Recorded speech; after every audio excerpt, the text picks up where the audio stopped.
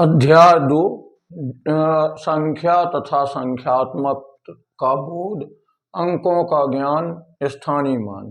इसमें है नंबर 1, परिभाषा है, डेफिनेशन है संख्या नंबर। किसी वस्तु को गिनने के लिए हम लोग जिन शब्दों का इस्तेमाल करते हैं उसको संख्या कहते हैं। जैसे 1 2 3 4 5 6 7 8 9 10। इसके बाद संख्या की दूसरी हेडिंग है कि गिनती के लिए जिस अंकों को प्रयोग किया जाता है उसे हम संख्यांक कहते हैं। संख्या किसी वस्तु को गिनने के लिए हम लोग जिन शब्दों का प्रयोग करते हैं वे ही संख्याएं हैं। दूसरा है संख्यांक। संख्याओं को लिखने के लिए जिन संकेतों का प्रयोग किया जाता है वे संख्यांक या संक्षेप में अंक कहलाते हैं। जैसे 1 2 3 4 5 6 7 8 9, तो 0 मिलकर के कुल 10 अंक होते हैं। इसको संख्यांक को हम देवनागरी लिपि में और रोमन अंकों में भी लिख सकते हैं। संख्यांक को हम देवनागरी लिपि में लिखें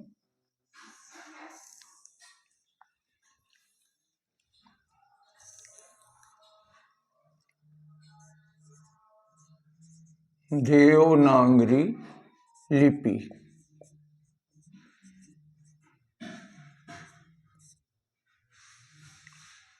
एक,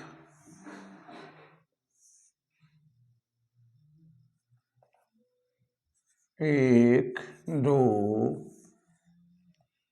3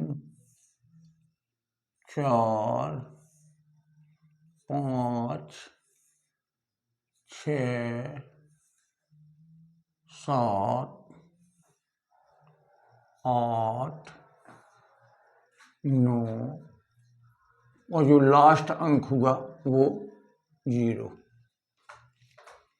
अब इसके बाद है इसे रोमन गिनती में लिखना है। रोमन गिनती में रोमन लिपि कहलाती है। रोमन लिपि।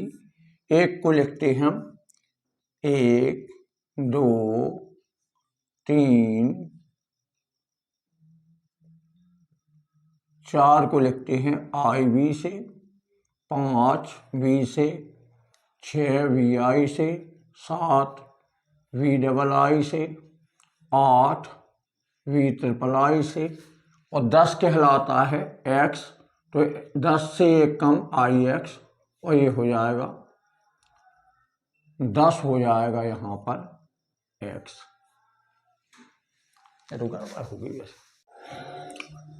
अध्याय 2 संख्या तथा संख्यात्मक का बोध, अंकों का ज्ञान, स्थानीय मान।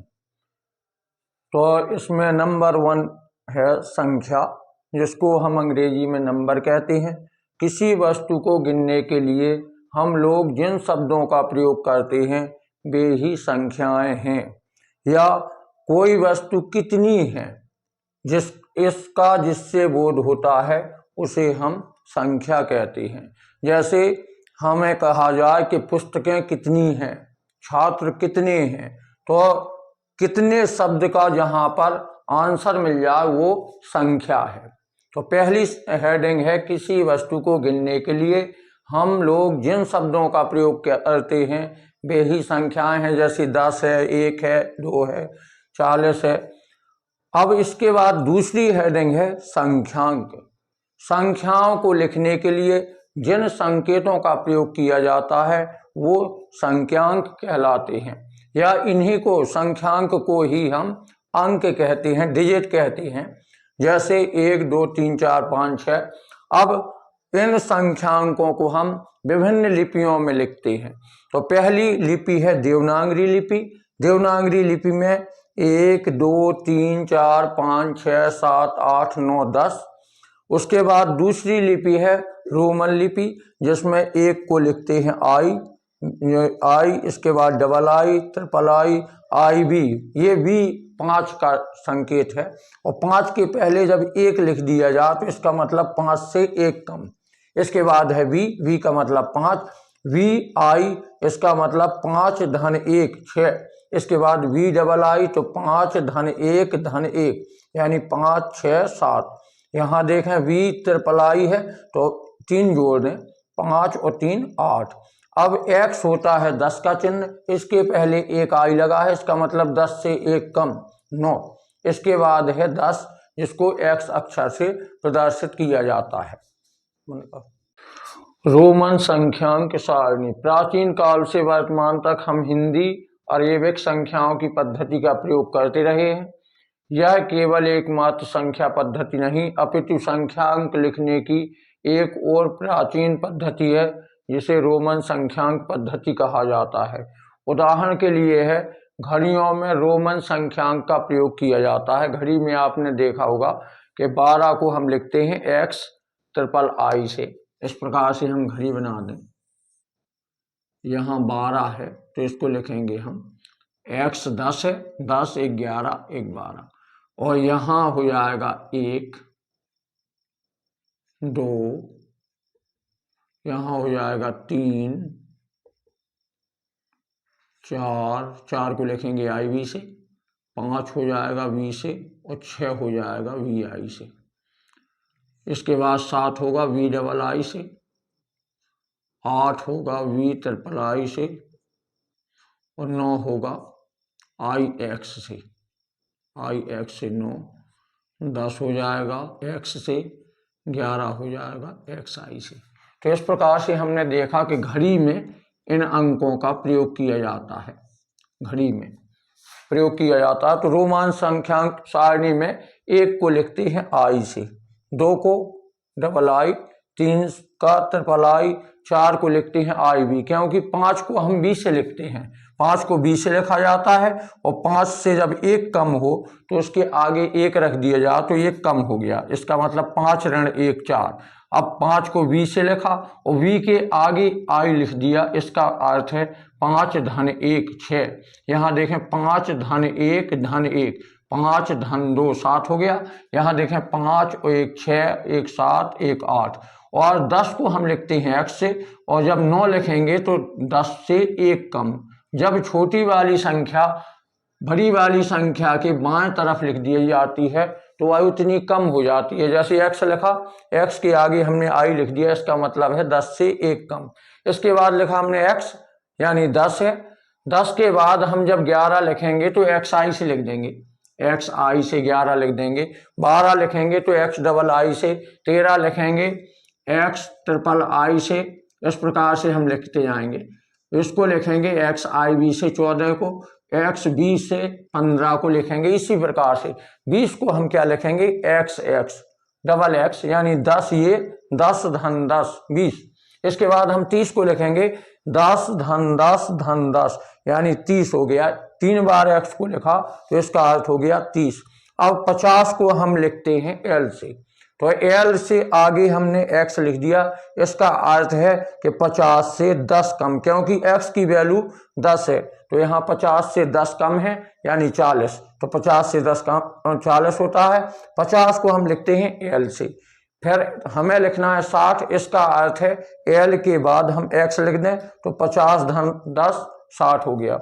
70 लिखना है तो l डबल x तो 50 धन 10 धन 10 यानी 70 हो गया। 50 10 60 10 70। इसके बाद है 80, तो l के बाद 3x लिख दिए, l का मतलब 50 10 60 10 70 10 80। अब हम c को लिखते हैं 100 से, 100 को c से लिखते हैं तो 100 से 10 कम है, इसलिए x हमने बाएं तरफ रख दिया। तो यहाँ आपने देखा कि बाएं तरफ जब बड़ी संख्या के बाएं तरफ कोई संख्या लिख दी जाती है तो वह उसका मान कम कर देती है। तो c के आगे x लिखा, इसका मतलब है 100 से 10 कम यानी 90 हो गया, 100 में से 10 गई। 100 को हम लिखेंगे c से, तो 100 को c से। अब 150 लिखना है तो सी एल से, 200 लिखना है तो डबल सी से, 250 लिखना है तो सी सी एल यानी 100 और 100 200 और 50। 100 को सी से लिखते हैं तो 100 और 100 200 और 50 जोड़ें तो 250 हो जाएंगे। अब 300 को लिखना है तो हम 3 सी लिख दें, सी सी सी 3 सी हो गए, 100 धन 100 धन 100। इसके बाद हमने लिखा 400, तो हम जानते हैं 500 को हम डी से लिखते हैं, और डी से जब हम 100 कम कर दें, बाएं तरफ सी अक्षर लिख दें, इसका अर्थ होता है 500 से 100 कम। 500 में से 100 गया 400, और डी 500 से। अब डी के आगे जैसे 600 लिखना है तो हम डी लिखेंगे और दाएं तरफ लिख दें सी, तो डी और सी, इसका मतलब है 500 धन 100 बराबर 600। यहाँ देखो 500 डी और 100 और 100, तो 500 धन 100 धन 100, 700 हो गया। 800 को लिखना है डी ट्रिपल सी से, तो डी 500 है और 500 प्लस 100 प्लस 100 प्लस 100, इसका अर्थ हो गया 800। अब 900 लिखना है तो हम जानते हैं 1000 को हम एम से लिखते हैं या फिर के से लिखते हैं, तो 1000 से 100 कम है, तो हमने बाएं ओर सी लिख दिया, इसका अर्थ हो गया कि 1000 से 100 कम। 1000 में से 100 गया 900, और 1000 को हमने लिख दिया एम से। स्थानीय मान, जिसको अंग्रेजी में कहते हैं प्लेस वैल्यू, किसी संख्या में प्रत्येक स्थान के संगत अंक का मान अलग अलग होता है, इसे अंक का स्थानीय मान कहते हैं। जैसे जो अंक इकाई के स्थान पे हो, इकाई के स्थान पर है, ये दहाई के स्थान पर है, ये सैकड़ा के स्थान पर है, ये हजार के स्थान पर है, ये 10,000 के स्थान पर है। तो इकाई के अंक का मान, हम इकाई के अंक का मान ज्ञात करना है तो इसमें 1 का गुणा करते हैं, 1 एकम 1। इसके बाद दहाई का जो अंक होता है उसका स्थानीय मान ज्ञात करने के लिए हम उसको 10 से गुणा करते हैं, 3 हम 30। इसके बाद हम सैकड़ा के अंक का स्थानीय मान ज्ञात करने के लिए उसमें 100 से गुणा करते हैं, तो 2 गुणा 100 200 हो जाएगा। इसके बाद हजार का स्थानीय मान ज्ञात करना है तो इसमें 1000 का गुणा करेंगे, तो 6 का गुणा 1000 में किया 6000 आ जाएगा। इसके बाद हम देखते हैं जैसे 4 है 10,000 के स्थान पे है, तो 4 गुणा 10,000, तो इसका आंसर हो जाएगा 40,000। तो स्थानीय मान का अर्थ है जिस स्थान पर है उसकी वैल्यू अलग है। इकाई के स्थान पर है उसमें 1 का गुणा करना है, दहाई के स्थान पर है 10 का गुणा करना है, जैसे 3 दहाई के स्थान पर है 3 धम 30, 2 सैकड़ा के स्थान पर है 200, 6000 के स्थान पर है 6000, और 4 है 10,000 के स्थान पर, इसलिए इसका होगा 4 गुणा 10,000 40,000। अगर हम देखें तो जैसे संख्या मिले 2 1 5 7 2। दूसरा सीधा तरीका है कि हम देखते हैं कि 2 के बाद कोई अंक है क्या। अगर कोई अंक नहीं है तो 2 का स्थानीय मान 2 हो जाएगा।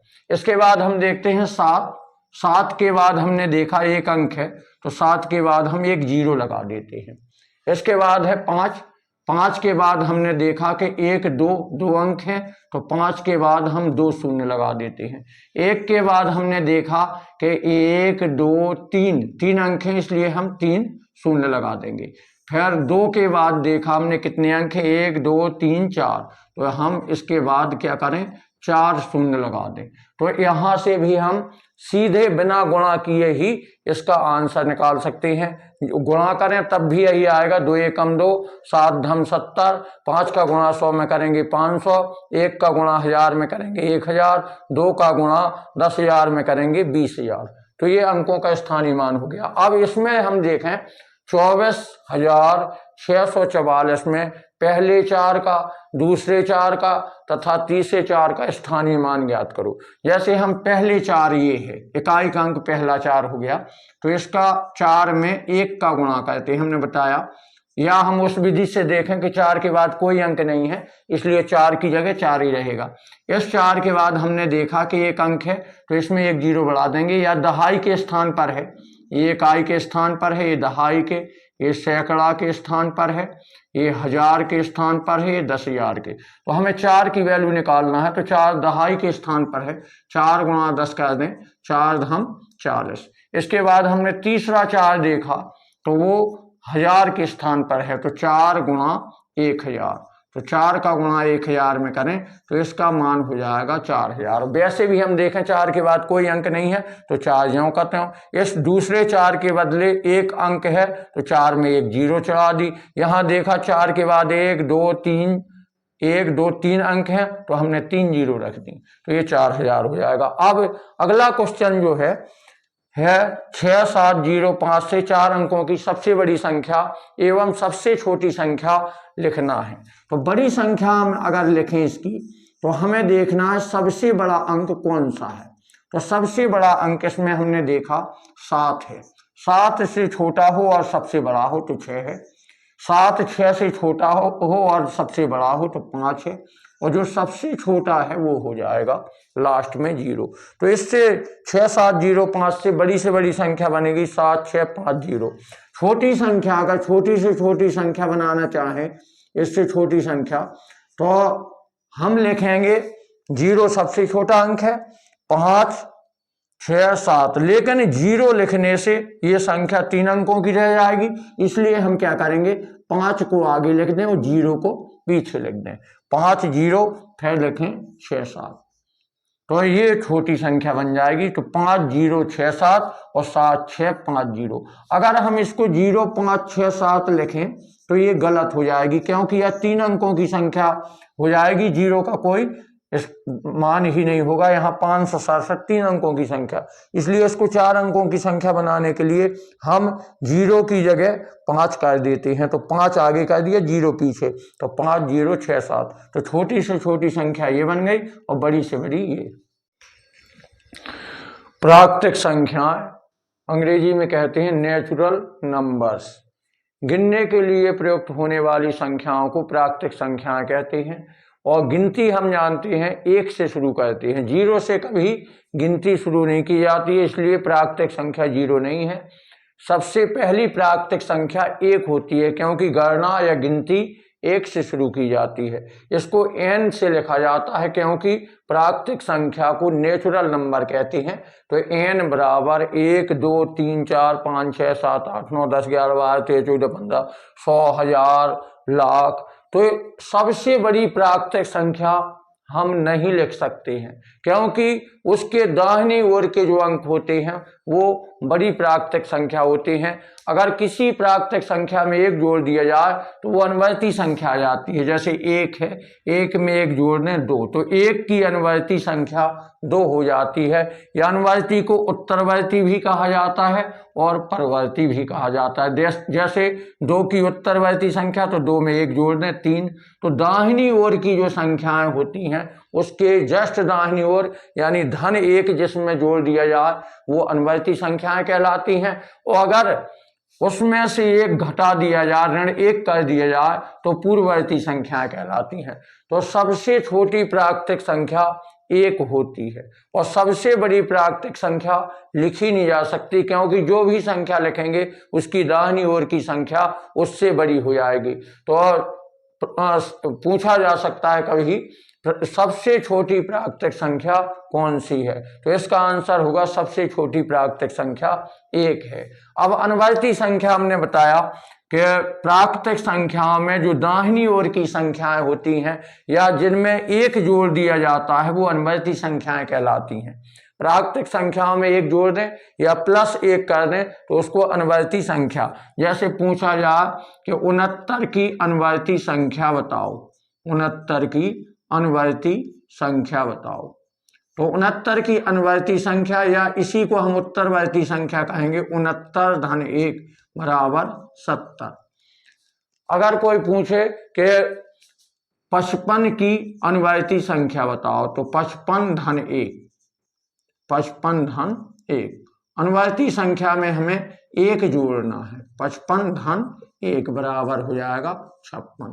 अगर 99 की अनुवर्ती पूछी जाए तो 99 धन 1 100। तो प्राकृतिक संख्या 1 से छोटी नहीं हो सकती, 0 नहीं हो सकती। अनुवर्ती संख्या 69 की अनुवर्ती संख्या हो जाएगी 69 धन 1 70। 55 की अनुवर्ती संख्या हो जाएगी 55 धन 1 56। अनुवर्ती या उत्तरवर्ती, जैसे आया 78 की उत्तरवर्ती संख्या, तो उत्तरवर्ती संख्या और अनुवर्ती संख्या एक ही है, इसी को परवर्ती संख्या भी कहा जाता है। तो अनुवर्ती संख्या हो या उत्तरवर्ती संख्या हो, उत्तरवर्ती संख्या, या कहीं पे लिखा मिलेगा परवर्ती संख्या, परवर्ती संख्या। पूछ दे 99 की परवर्ती संख्या, 99 की परवर्ती संख्या, तो हमें क्या लिखना है, 99 धन 1 बराबर 100। तो परवर्ती संख्या में एक जोड़ना है, अनुवर्ती, उत्तरवर्ती और परवर्ती एक ही बात है। इसके बाद है पूर्ववर्ती संख्या। तो पूर्ववर्ती संख्या में हमें ऋण 1 घटाना है। तो जैसे कोई कहा है 10 की पूर्ववर्ती संख्या, 10 की पूर्ववर्ती संख्या, पूर्ववर्ती संख्या, तो हमें 10 में से 1 घटाना है। अगर पूछे कि 58 की पूर्ववर्ती संख्या, तो 58 ऋण 1 बराबर 57।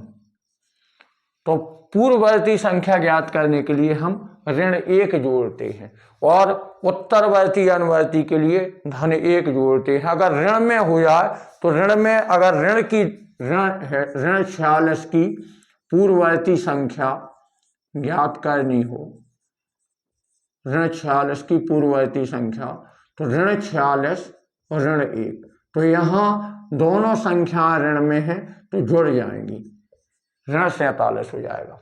ऋण 996 या ऋण 999 ले लें, ऋण 999 की पूर्ववर्ती संख्या, पूर्ववर्ती संख्या, तो हो जाएगी ऋण 999 और ऋण 1, तो ऋण की होने के कारण दोनों जुड़ जाएंगी, ऋण 1000 हो जाएगा। इसी प्रकार अगर अनुवर्ती में आ जाए कि ऋण 100 की अनुवर्ती संख्या ज्ञात करो, तो ऋण 100 की अनुवर्ती संख्या में हम जोड़ेंगे ऋण 100 धन 1।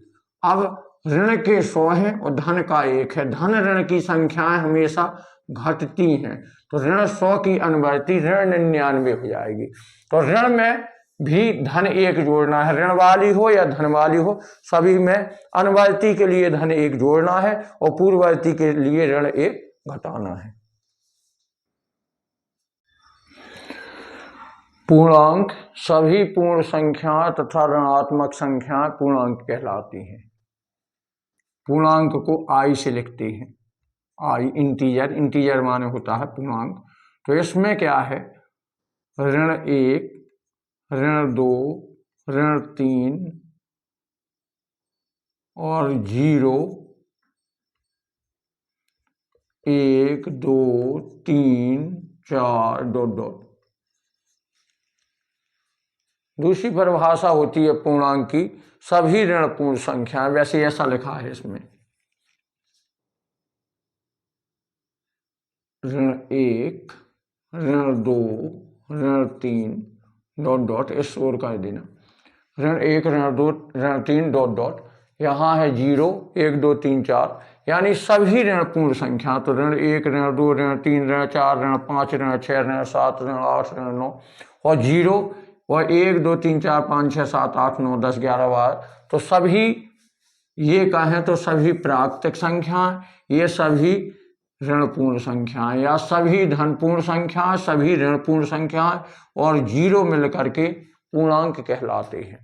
पूर्णांक की सबसे परफेक्ट परिभाषा है सभी ऋण पूर्ण संख्याएं, सभी धन पूर्ण संख्याएं और 0 मिलकर के पूर्णांक संख्याएं कहलाती हैं। या पूर्ण संख्याएं हमारी 0 से शुरू होती हैं, प्राकृतिक संख्या 1 से शुरू होती है और पूर्ण संख्या 0 से शुरू होती हैं, 0 1 2 3 4 5 6 7 8 9 10 11 12। तो इसका भी सबसे छोटी पूर्ण संख्या में ज्ञात है 0 और सबसे बड़ी पूर्ण संख्या हम नहीं लिख सकते। इसी प्रकार प्राकृतिक संख्या की सबसे बड़ी संख्या नहीं लिखी जा सकती है, इसी प्रकार से इसकी संख्या नहीं लिखी जा सकती है। अब इसके बाद है धन पूर्णांक। धन पूर्णांक में सभी धन पूर्ण संख्याओं को या सभी प्राकृतिक संख्याओं को धन पूर्णांक कहा जाता है। जैसे 1 2 3 4 5 6 7 8 9 10 11 12 100 1000 इत्यादि, यानी सबसे बड़ा धन पूर्णांक नहीं लिखा जाता है। या तो हम इसको धन में लिख दें, अगर धन में ना भी लिखें तो ये धन की ही मानी जाती है। धन का 1 है, धन का 2, धन 3, धन 4, धन 5, धन 6, धन 7, धन 8 और 100, 1000, 1 लाख, 1 करोड़, 1 अरब। तो धन पूर्णांक को ही प्राकृतिक संख्या कहा जाता है और ये सबसे छोटा धन पूर्णांक 1 होता है। इसके बाद है ऋण पूर्णांक। ऋण पूर्णांक में सभी ऋण पूर्ण संख्याओं को ऋण पूर्णांक कहा जाता है, जैसे ऋण 1, ऋण 2, ऋण 3, ऋण 4, ऋण 5, ऋण 6, ऋण 7, ऋण 100, ऋण 1000, ऋण डॉट डॉट, जहां तक भी समझे। तो ऋण पूर्णांक भी ऋण 1, ऋण 2, ऋण 3, तो सभी ऋण पूर्ण संख्याओं को ऋण पूर्णांक कहा जाता है। इसके बाद आती है परमेय संख्या। परमेय संख्याएं वे संख्याएं कहलाती हैं जिनको हम अंश बटे हर के रूप में लिख सकते हैं, जिनको हम p बटे q के रूप में लिख सकते हैं। वे संख्याएं जिनको अंश बटे हर के रूप में लिखा जा सकता है, वे संख्याएं जो p बटे q के रूप में लिखी जा सकती हैं, अंश बटे हर के रूप में लिखी जा सकती हैं, परमेय संख्याएं कहलाती हैं। तो परमेय संख्या की परिभाषा हो गई वे संख्याएं जो अंश बटे हर के रूप में, p को हम अंश कहेंगे और q को क्या कहेंगे, हर, अंश बटे हर के रूप में लिखी जा सकती हैं, परमेय संख्याएं कहलाती हैं। तो जो पूर्णांक हैं, जैसे आपने देखा ऋण 3, ऋण 2, ऋण 1, 0, तो इनको सभी पूर्णांक यानी सभी धन पूर्णांक, सभी ऋण पूर्णांक, 0 मिलकर के पूर्णांक बनता है। तो सभी पूर्णांक परमेय संख्याएं हैं। जैसे हम लिख दें ऋण 2 है, 5 है, तो ऋण 2, ऋण 5, ऋण 10, या हम भिन्न लिख दें 5 बटे 7 या 22 बटे 7 या 3 बटे 11। इस प्रकार से अगर हम भिन्न लिख दें तो सभी भिन्न, सभी ऋण पूर्ण संख्याएं, सभी धन पूर्ण संख्याएं परमेय संख्याएं हैं जिनको अंश बटे हर के रूप में लिखा जा सकता है। अब आप कहेंगे कि इसमें अंश तो है नहीं, तो इसको हम ऋण 2 को बटे 1 कर दें, 1 का भाग देंगे 2 में, ऋण 2 में, तो ऋण ही 2 आएगा। 5 को हम लिखें 5 बटे 1, 1 का भाग दें 5 में, 1 पंचे 5। तो इस प्रकार से हम देखते हैं कि जिनको अंश बटे हर के रूप में लिखा जा सकता है वे संख्याएं परमेय संख्याएं कहलाती हैं। तो 22 बटे 7 है, या जैसे दशमलव में भी कोई संख्या आ जाए 3.14 है, तो इसको हम लिख सकते हैं 314 बटे 100, क्योंकि इसमें 2 अंक दशमलव है, तो 100 का गुणा ऊपर और 100 का गुणा नीचे करें तो 314 बटे 100। तो दशमलव वाली संख्याओं को भी हम परमेय संख्या के रूप में लिख सकते हैं। इसके बाद है अपरमेय संख्या। तो वे संख्याएं जिनको अंश बटे हर के रूप में नहीं लिखा जा सकता है अपरमेय संख्याएं कहलाती हैं। जैसे √2, √3, √5, √7, √11, पाई। पाई अपरमेय संख्या है। क्यों अपरमेय है? क्योंकि पाई का मान अनिश्चित होता है। कभी पाई का मान 22 बटे 7 रख दिया जाता है, कभी पाई का मान 3.14 रख दिया जाता है, कभी पाई का मान 3.1416 रख दिया जाता है। और इसका मान अनिश्चित होने के कारण इसको हम अपरमेय संख्या में लिख देते हैं। और देखा होगा आपने, जैसे ऐसा चलता है 10, 100, 1000, 10,000 डॉट डॉट, इस प्रकार से अगर संख्याएं चलें तो ये भी अपरमेय संख्याएं होती हैं।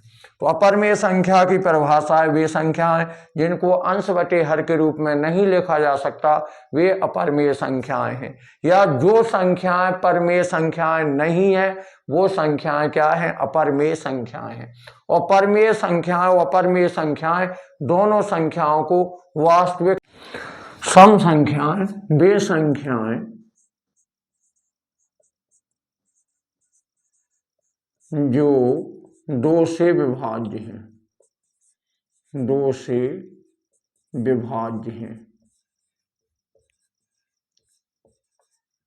या हम दूसरी परिभाषा कह सकते हैं सम संख्याओं के कि जिनके इकाई का अंक 0, 2, 4, 6, 8 है, तो वो संख्याएं इकाई का अंक 0, 2, 4, 6, 8 है, तो वो सम संख्याएं हैं। जैसे 240 में इकाई का अंक 0 है, 648 में इकाई का अंक 8 है, तो ये 2 से विभाज्य है। इसमें इकाई का अंक देखें 6 है, तो यह भी 2 से विभाज्य है। तो हमें केवल सम संख्या में देखना है कि इकाई का अंक 0, 2, 4, 6, 8 है, तो वो संख्याएं सम संख्याएं हैं। इसके बाद आता है विषम संख्याएं। वे संख्याएं जो 2 से विभाज्य नहीं है, वे संख्याएं जो 2 से विभाज्य नहीं है।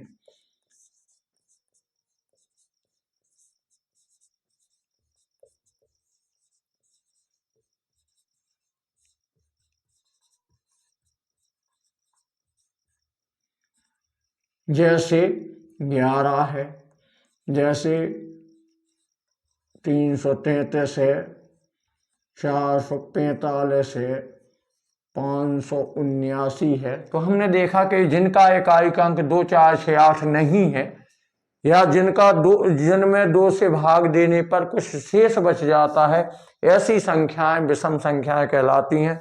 या हम विषम संख्या की परिभाषा दें, जिनका इकाई का अंक 1, 3, 5, 7, 9 हो। इनके इकाई का अंक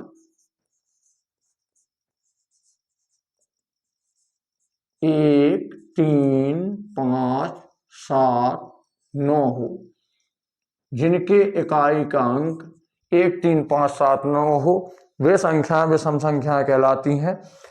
तो या तो ये लिख सकते हैं कि 2 से विभाज्य नहीं है, या लिखें जिनके इकाई का अंक 1, 3, 5, 7, 9 हो, तो वो संख्याएं विषम संख्याएं कहलाती हैं। अभाज्य संख्याएं वे संख्याएं कहलाती हैं जिनके एक और स्वयं का जिसमें भाग जाता है, वे संख्याएं अभाज्य संख्याएं कहलाती हैं।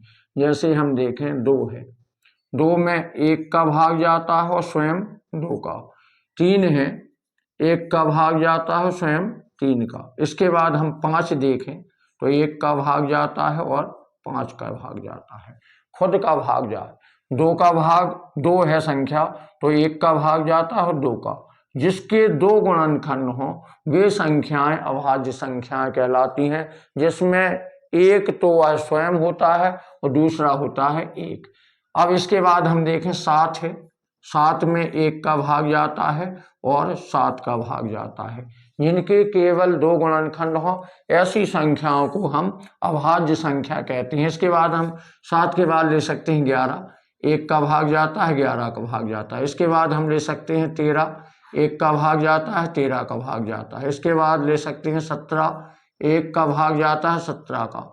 19 ले सकते हैं, 1 और 19।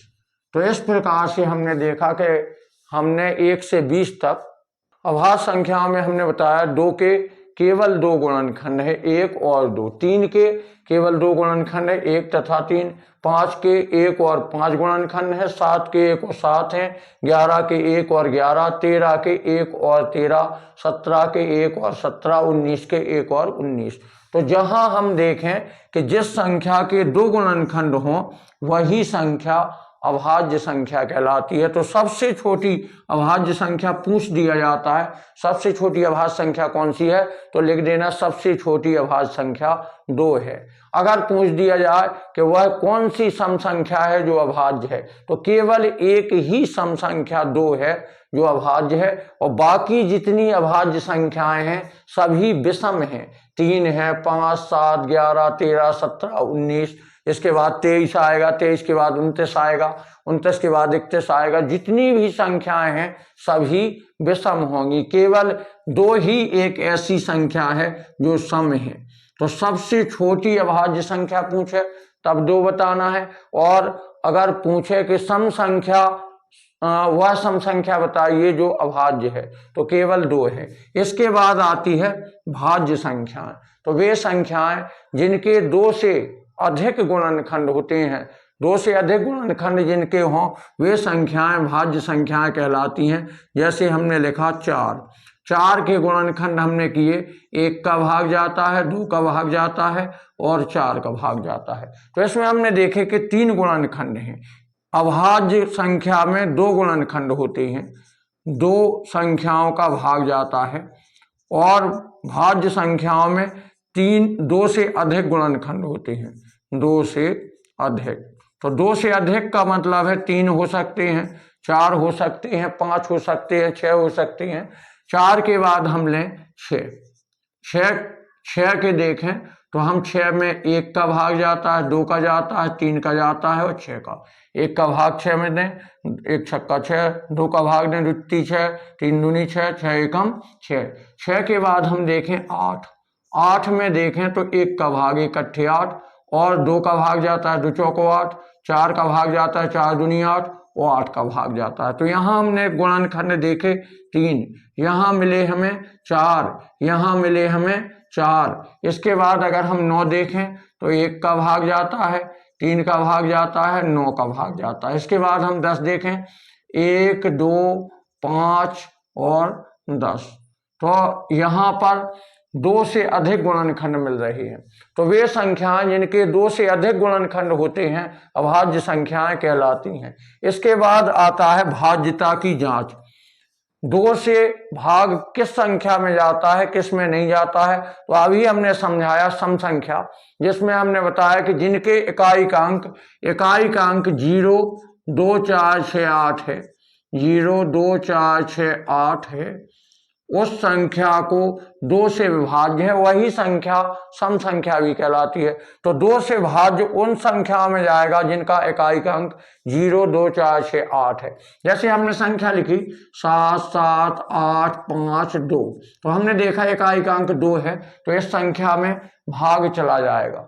हमने लिखा 1 1 1 1 0, तो इकाई का अंक 0 है, इसलिए यह भी 2 से विभाज्य है। तो 2 से विभाज्यता के लिए हमें केवल इकाई का अंक देखना है। इकाई का अंक अगर 0 2 4 6 8 में से कोई भी एक अंक मिल जाए तो समझ लेना कि 2 से भाज्य है। इसके बाद आता है 3 से विभाज्यता।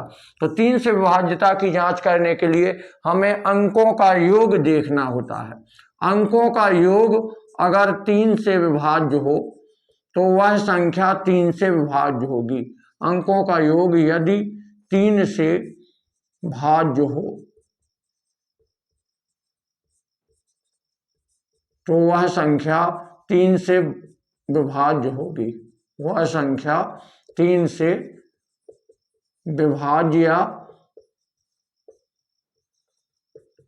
तो हमें इसमें संख्या देखना है। जैसे संख्या देखें हम, मान लो हमने लिखा 1 2 5 और 1, इसको देखना है कि 3 से विभाज्य है कि नहीं।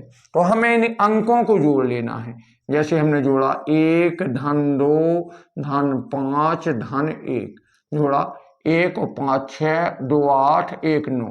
तो 9 में देखा हमने 3 का भाग जाता है, 3 का भाग दिया 3 तर का 9, तो इसका अर्थ हुआ इस संख्या में 3 से विभाज्य है।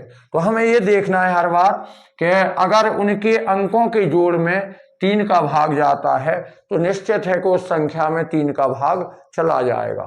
जैसे हमें मिली संख्या 9 8 1, अगर इनके अंकों के जोड़ में, तो अंकों का जोड़ करें, अंकों के जोड़ में 3 का भाग दें, 9 धन 8 धन 1, तो 9 8 17 और 1 18, और इसमें 3 का भाग दें, 3 18, तो इसमें भाग जाता है, तो 9 से 81 भी 3 से विभाज्य है।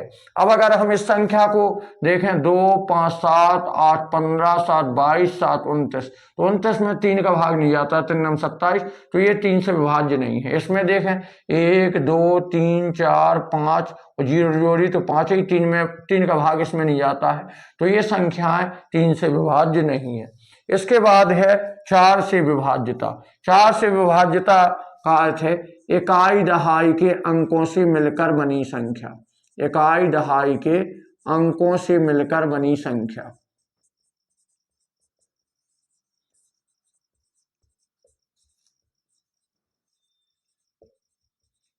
में 4 का भाग जाता है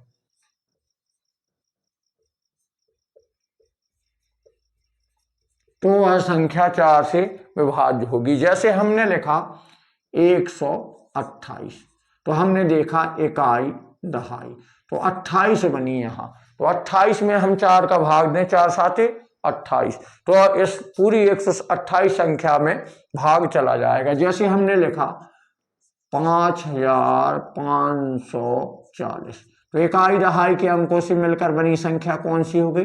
40। 4 की बिंदी 40। अब 4 का भाग दें, 4 धम 40। अगर कभी ऐसा आ जाए 0 0, तो ऐसी संख्याएं जो इकाई दहाई दोनों 0 हैं, तो वह संख्या भी 4 से विभाज्य होगी।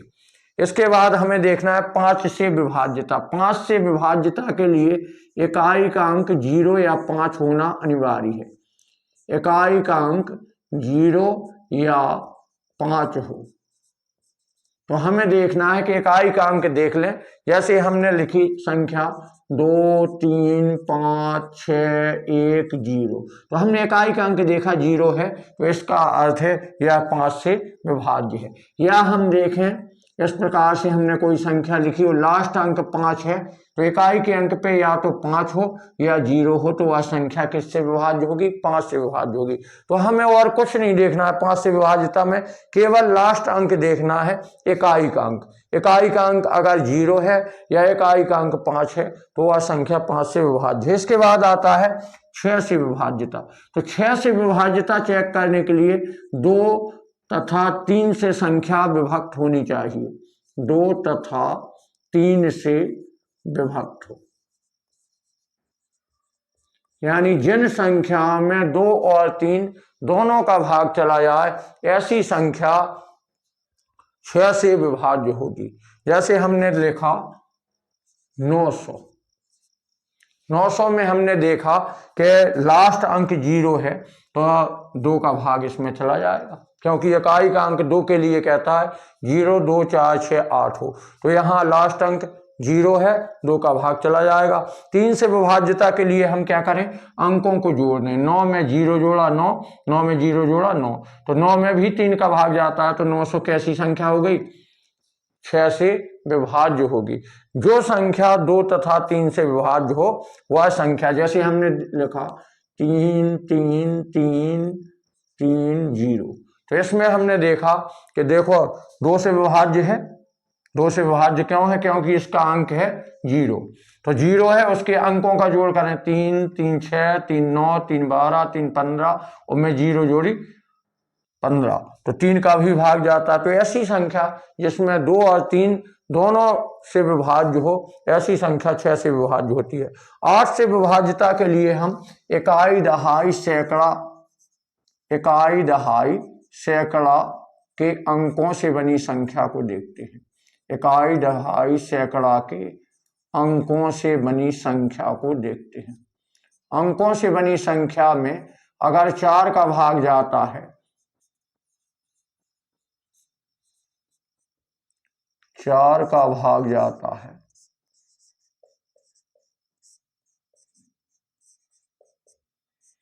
तो वह संख्या 8 से विभाज्य होगी। जैसे हमने लिखा 7 5 1 2 8, तो इकाई दहाई सैकड़ा। तो हमने देखा यहाँ 128 में भाग देना है 8 का, तो 8 का भाग दिया, 8 एकम 8, 4 शेष बची, 8 छंग 48, तो 128 में हमारा भाग चला गया। तो इसलिए 75,128 संख्या 8 से विभाज्य होगी।